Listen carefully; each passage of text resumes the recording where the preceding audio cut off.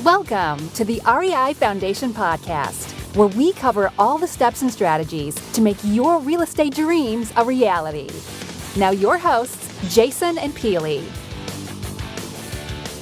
Hi, everybody. Welcome to the REI Foundation Podcast with Jason and Peely. Today, we welcome Dan. And you know what? I should have probably asked you this, Dan, a long time ago.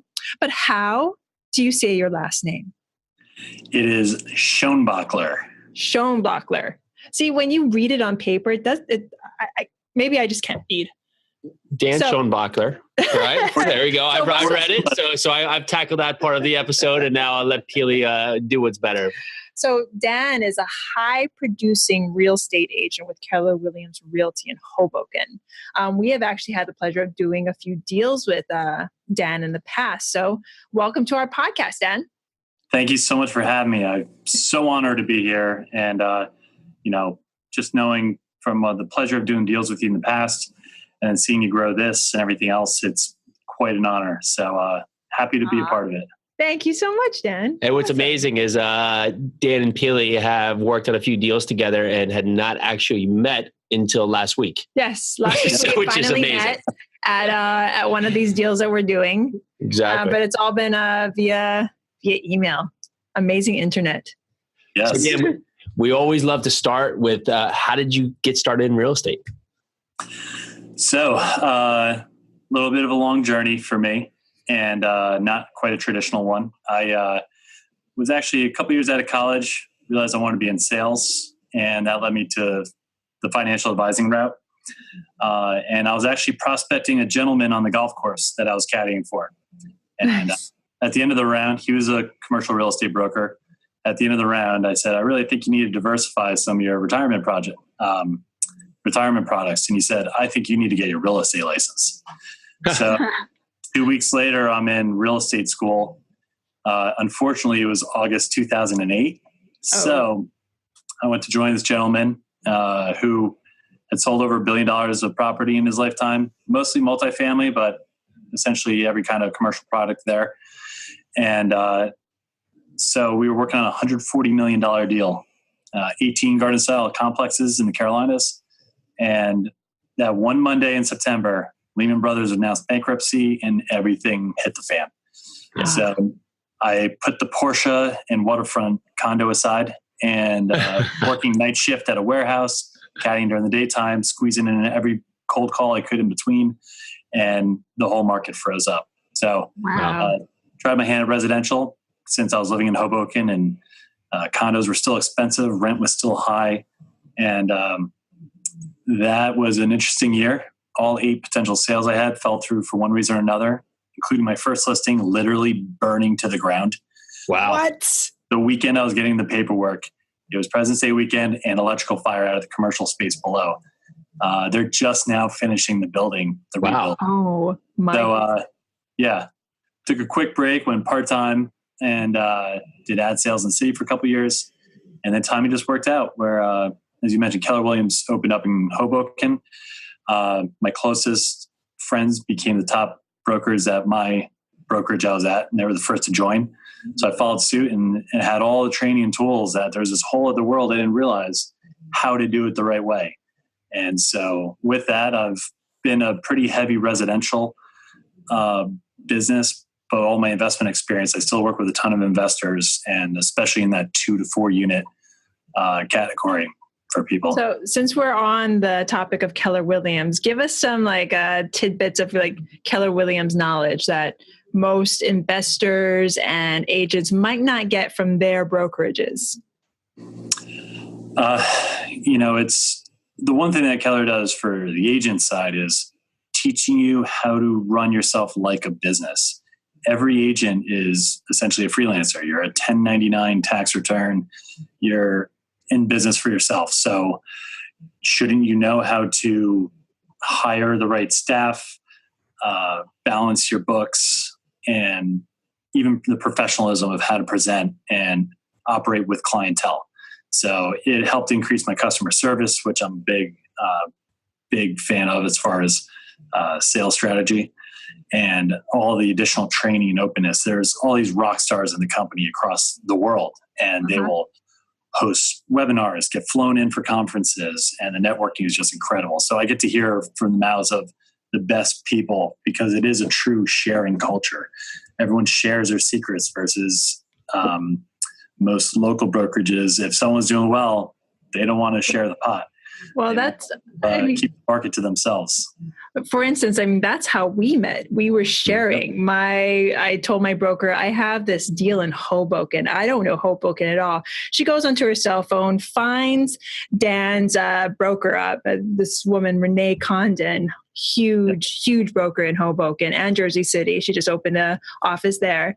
And she was like, here's my cell phone, talk to Renee. Gave Renee all the details. Renee got the listing and I got the referral. Yep. So a few months later, Dan asked Renee, I have something in Chatham, New Jersey, and who should I go? And Renee was like, here's Peely's number. See, that's a Keller Williams mentality. It's all about sharing. It's all about friendship. It's all about, this is what I know. Let me know what you know, and we'll. And the thing to take prosper. from that is that you could probably, maybe you could have slugged it out and said, okay, I'm going to try and do this myself and go out there and figure it out and do all this effort and, learn the market and try and figure out how to price it. And by that time you may have lost a listing because you're going back and forth trying to figure it out. But you got to the end goal quickly and efficiently, and you made great connections, and now it's spawned to many more things. And I think that's important context for people to learn, is that there's no reason in the real estate business. There's so many opportunities that if you can grow your network, it's people say it all the time, you grow your network, you're growing your net worth. And that's just paramount for so much of this. Yeah, leverage was one of the biggest things that I've learned and utilized. And my gosh, it's freed me up on so many levels and helped me increase my business more locally while also generating plenty of referral income. I mean, crazy. When you did that referral for me in Chatham, I literally got home from my honeymoon last year and there was a check sitting on my desk. Yeah, it's awesome. Defeated all my funds. It was beautiful. So you're like, and I didn't have to do anything but make a phone call. Yeah. That's great. Yep. It's amazing. So tell us more about your business in general. Like, what are your numbers? How are you doing? How's the market? Give us anything. Sure. So as you said, I'm based out of Hoboken, New Jersey in Hudson County. We are directly across the Hudson River from New York City. So we do feed tremendously off how the market acts over there. We're definitely quite the bargain compared to New York, even compared to Brooklyn. We're still a deal. And our office doors have been open for 3 years. And the past 2 of those 3 years, we've been the number one volume brokerage in the county. So another testament to how well the company operates, the talent it draws, and the success. So you mentioned Renee before. I was actually her first buyer specialist when she was growing her own personal team. And the past 2 years, they did about $100 million in business. I handled $26 million of that buyers alone. Renee does tend to do a lot of luxury business as well. Mm-hmm. So when the average sale is about $700,000 in our market, she's averaging more like $1 million. And because of that, I was also introduced to a lot of high net worth individuals. So for a while last year, I was especially chasing around a lot of these homeowners we had dealt with that have the money and capability to say, I want to diversify, get an investment property. And so I was doing a lot of work in the immediate area looking for investment properties for those type of clientele. Nice. So that may be a different clientele than we've been catering to, or just talking about people getting into their first investment. So if we are talking to someone who maybe has a different, we'll say, earning level, what is something that people in that range is looking for? What really stands out to them? Are they looking for capital preservation? Are they looking for cash flow? Are they looking for tax advantage? What's something that they're looking for? To some degree, it's absolutely treating, whether you have a ton of money or a little bit of money, you have to handle it the same way. But to your question, having a lot of excess capital, so you have $500,000, $1 million cash to invest. A lot of these people do tend to be the kind of Wall Streeters working in finance or other high net worth jobs. They are looking for tax shelters or other passive income, or the appreciation is actually one of the biggest. So I would say taxes and appreciation. So our cap rates, the capitalization rate, tends to average between 4.5% to 5.5% in Hoboken, Jersey City area. Why is it so low? Well, it's even lower in Manhattan. And the reason for that is it's not just how good their investment is, it's really a measure of risk. So if you have almost no risk, the fact that these things rent in a day or a week, then, the property's worth a little more because you're not putting too much at risk. That's why when you look in some of the really down markets, tough areas, you can get a 12, 15% return if you get a tenant in there. Yeah. So we do have a lot of that. However, if you're putting like bare minimum down, you're not really going to be cash flowing on those investments. I figure you probably need about 40 to 50% down to start making any money. Otherwise, you really need about a 7.5% cap rate if your interest is around 4% on your payments and et cetera. So we don't have those 7.5s. The only way to get there is value add properties. So that's where someone with less money has much greater opportunity to get in and put the work in to add the value, versus a lot of the people that are higher net worth just wanted hands-off, absolutely turnkey properties. Very difficult to come across here and cash flow. You're going to be getting a 4% return. So if you're already paying 4% interest, get a 4% return, you're just getting the tax benefit of the write-offs as well as the appreciation, because we could go up another 10% in a year. So you gain it in a different way. Awesome.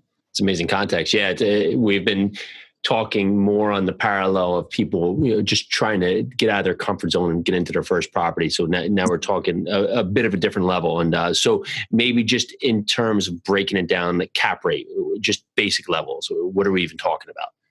Sure. Capitalization rate. That is the equation. It is your net income divided by your purchase price. So let's say that you have $1 million property that makes gross total rents. You're pulling in $100,000 a year. However, you have about $30,000 in expenses. That would be taxes on the property, insurance, water, sewer bill, any other utilities that you, the landlord, might pay for. So let's say that adds up to about 30%, which usually is for a 2 to 4 family building. If I don't have any of those numbers to work with, we will kind of assume that in our calculations. That's a fairly healthy operating building.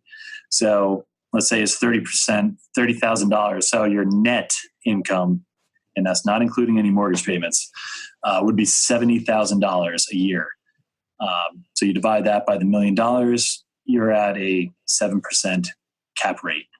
Thank you.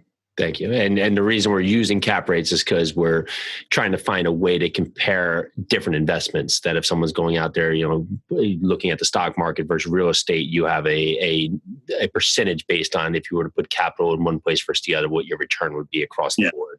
And also many different parts of real estate. If you're investing in an amusement park or a hotel or a apartment building, they're not all the same investments. So you want to have a way to value it across the board. So yeah, thank you. That's spot on. That's perfect. So we've talked about now what you've been and where you've been focusing at.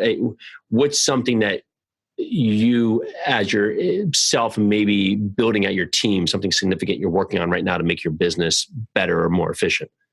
It's funny. I'm still getting down the basics. Yeah. How long have you been a realtor?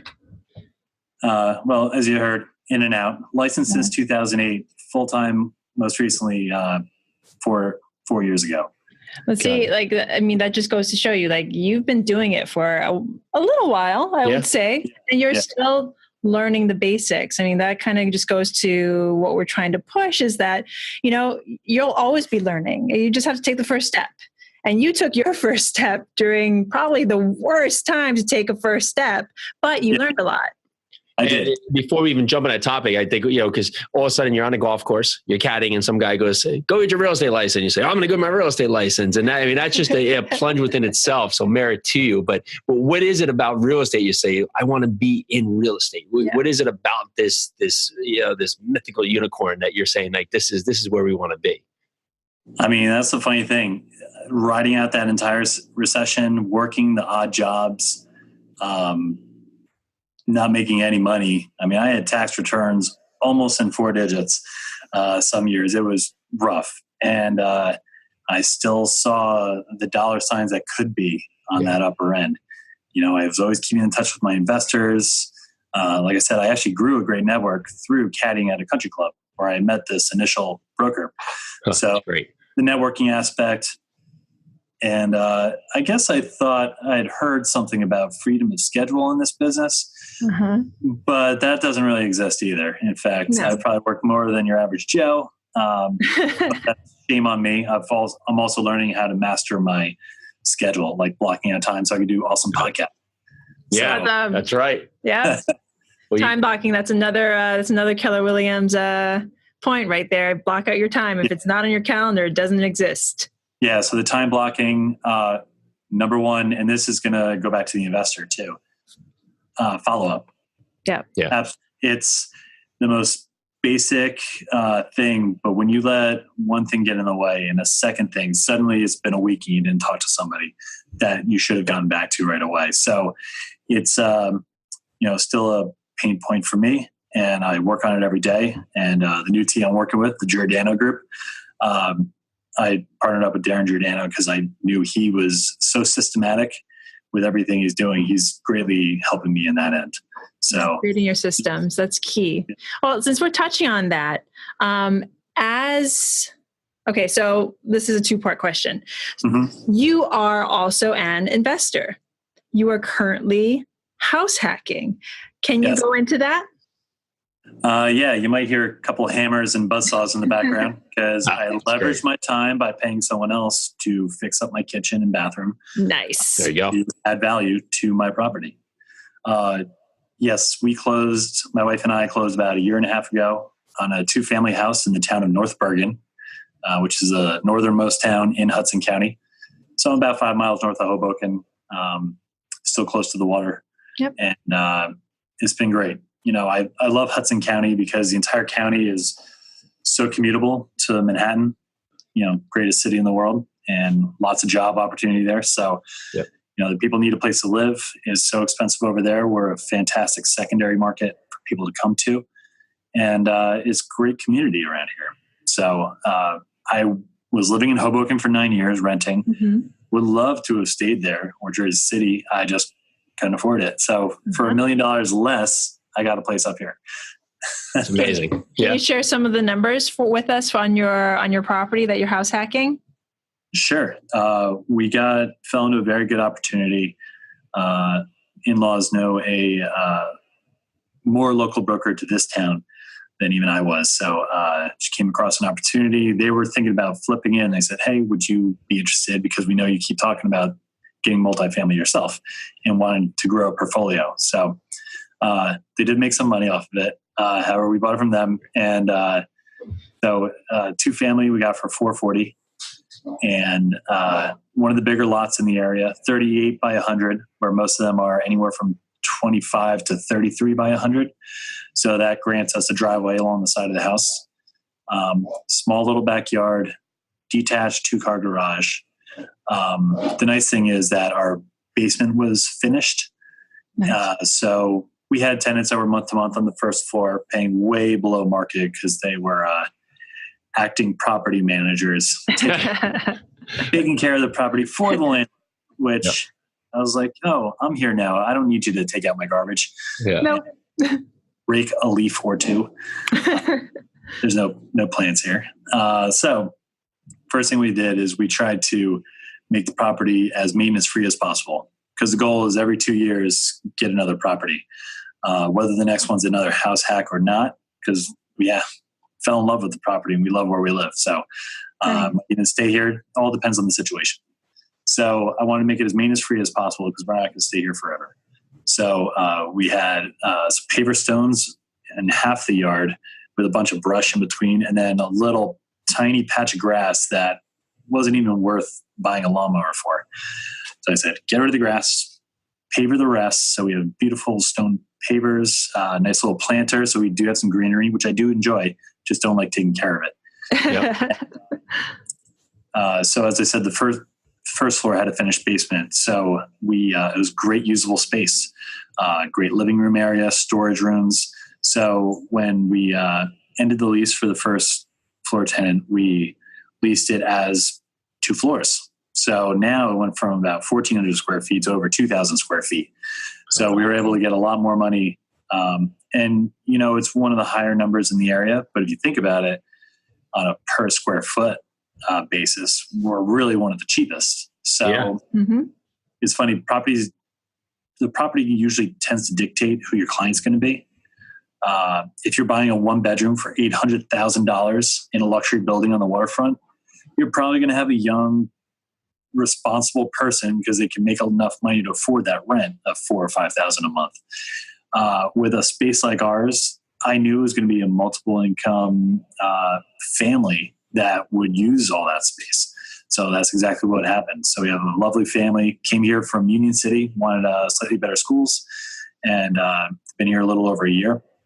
And another thing we did with the backyard, when we pavered it up, we actually added a fence and because their kitchen had some stairs going into the backyard, but we still wanted outdoor space too. Sure. So we divided, kind of boxed in their half. So they have outdoor space, and then we can also advertise our upstairs as having outdoor space as well. Nice. That's key. That's great. Big buzzword on those broker remarks. Yeah, that's right. I love it. So, okay. Well, I would just jump back to your tenants. So maybe touch a little bit on tenant screening. How did you go apart the process that you were making sure that you were getting in a tenant that was going to pay rent? I mean, for lack of a better word, be proficient, do what they do, and have the right credentials to be there. Absolutely. We pretty much do this as agents for all the properties that we list. It's awesome using an agent as a landlord in this area. It's a little different everywhere in the country. However, how it works here typically is landlord doesn't pay anything. The agent will list the property, get it out in the multiple listing service, the MLS. So that way we kind of control the flow of leads. Everyone's contacting us directly. We will write the contract. We will do a credit screening, collect pay stubs to make sure that, you say you're making $50,000 a year. We want to make sure if we add up, multiply out those last couple of paychecks across a year, that it would add up to 50,000, et cetera. Every story is a little different. I've seen some great tenants that has some not great credit, but it was, a student loan. It could have been a filing mess up. Someone's student loan, they said they missed their payment. So sometimes a story will paint the picture around it, but overall we'll do those credit and tenant history, like if they've been evicted before. So I've seen a little bit of everything, and then the tenant will typically pay like a 1-month broker fee to the brokerage for doing the work. So great service for landlords to utilize, and then we do all the legwork. Oh, that's great. Cool. So let's go back to you, Dan, as the agent, as an investor's agent in particular. Yes. So as an investor, what do you look for in an agent? Like if I came to you and I was like, what questions would I ask you as an investor to an agent? Sure. You definitely have to some degree, you treat it the same as a residential. If you were just looking for an apartment to buy that you were looking to live in. So in the beginning, you meet an agent. I want to make sure that you're qualified. So we typically do a sit-down buyer consultation to cover the entire process and make sure you're on track to start looking for properties. Because otherwise, the agent could be spinning their wheels. So the agent wants to make sure that you're qualified first. So that would be, if you're all cash, having a proof of funds, saying, yes, I have that $200,000 in the bank to put on a property. Or if you're financing, having a pre-approval letter from a lender saying, yes, this person can buy up to $1 million with 25% down. So we want to make sure that's all lined up before we go out there and realize, oh, you can't actually afford this property. So we do that the same with residential as we do with investors. So make sure you have that lined up before you really start talking to an agent. However, if you're in an open house or call on a random listing you saw on the internet and start talking to an agent, say, hi, I'm looking to invest. If the agent says, great, I'll meet you at that property at 2:00, does that work? You should run in the other direction. Because how do they know you're not some serial killer or something, let alone approved to buy a property?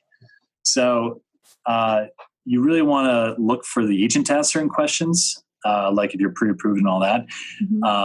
Actually, as an agent, I ask a lot of questions because another thing I've learned, you want to narrow down the criteria to almost an annoying level to make sure that you are spot on with what you're looking for and not going to waste time. Give us some of the questions you ask. So I'll ask, okay, so you're looking for a investment property. Are you looking to live in that property or not? So like myself with the 2-family, anything up to 4 units will qualify as residential. So you can get a conventional loan on it. So I was able to get away with, I could have done 10% down. I did 20% down because I was living in here. Most commercial lenders, since you're not living in the property, the banks kind of look at it as, ooh, there is a chance you might not pay attention to the property. You're just expecting a paycheck to come through. Who knows what the tenants are doing to it? So you're a little riskier. So we want a little more skin in the game. So they will ask for 25 or 30% down when you're not owner occupying the property. So an investor with, oh, hey, I'm going to buy FHA and not live there, right? 3.5% down. Nope. Yep. There's a flag right there. And then you have to start the educational process and let them know some things like that, or direct them to a good lender that will show them. Otherwise, product. So you're looking to invest. Just apartments? Are you interested in retail, office space, industrial, mixed uses even, with a retail space on the bottom and apartments above it? That's a whole nother bag of cats to deal with. So, but that's very essential because that can weed out, how many buildings to consider and look through and really hone in on my search when I'm searching all my tools to help find you a property. And how much return you want. If the person says, hi, I'm looking in Hoboken, I'd like an 8% return, I say, me too. Sure. And I would have sold it for twice as much because it would have gone for 4%.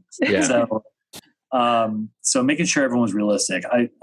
With everybody, I always take a very educational approach because as an agent, we're really an advisor. At the end of the day, you have to be comfortable with what you're doing. I'm not going to say, here's the properties, pay $600,000, you'll be happy. It's got to fit in your criteria and what you're looking for so that it's the right investment for you. Everyone has a different risk tolerance or skill set or experience that they have. So we got to make sure that everyone's happy and we're all on board. So I've shown great investments to people, like 6.2%. I'm like, this is the best in the area. Yep. You should jump on this. And then they'll walk because it wasn't for them for some reason. So instead of wasting my time, I want to make sure that I know they're not going to balk on the deal. Best investment in the area. Yeah. No, it's great feedback. That's the first time I've heard it prefaced as the advisor's part, but that's actually spot on. The agents are going to show you based on your context what they're considering is right for you, but you ultimately have to make the decision. But you need to not waste your time by giving them parameters that you want to be within. So when you do show that, you are ready, and with that being ready, you've already set up that you have the proof of funds, you have the financing in place, you have an end game with it. So yeah, that's great. Thank you. Where do you see yourself going with this? I mean, 5 years out, end game. What's your end game with real estate? Buy a property every 2 years for the next 30 years and call it a day, or what's your goal here? Yeah, the goal is always to probably get out of the brokerage side. But you know what? With the more I learn every day on the broker side, on the investment side, my goals are constantly, it's a moving target. Yeah. It should be. the ultimate goal is always build a portfolio, self-sustained, have wealth to pass down to my children and their children. With money comes options. So I want to make all smart investments. So if I want to stop working at 50 years old, I can do so. That's great. So with that, the initial plan was buy a bunch of multifamily, but that could be rolling it into triple net properties down the road. So I really have hands off the mailbox money. Yeah.